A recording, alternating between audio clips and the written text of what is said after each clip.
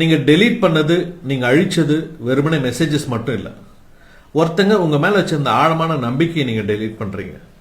ஒருத்தங்க அளவுக்கு அதிகமா உங்க மேல வச்சிருந்த அன்பை, காதலை நீங்க டெலீட் பண்றீங்க. ஒருத்தங்க உங்க மேல வச்சிருந்த விசுவாசத்தை நீங்க டெலீட் பண்றீங்க.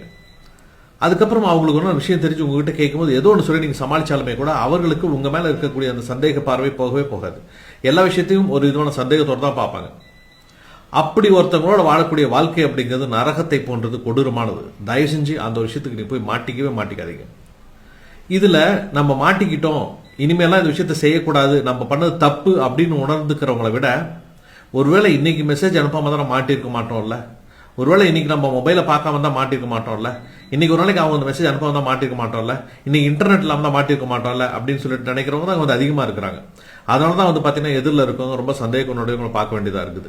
உண்மையிலேயே இது மாதிரி விஷயம் நடந்ததுக்கு அப்புறமேலு நீங்கள் மனப்பூர்வமாக நீங்கள் உணர்ந்துக்கிட்டீங்க அப்படின்னா, மனப்பூர்வமாக நீங்கள் மாறிக்கிட்டீங்க அப்படின்னா நீங்கள் ரொம்ப சந்தோஷமா இருப்பீங்க. அப்படி இல்லை அப்படின்னா கண்டிப்பாக வாழ்க்கை உங்களுக்கு நரகம் தான். உஷாரா இருங்க.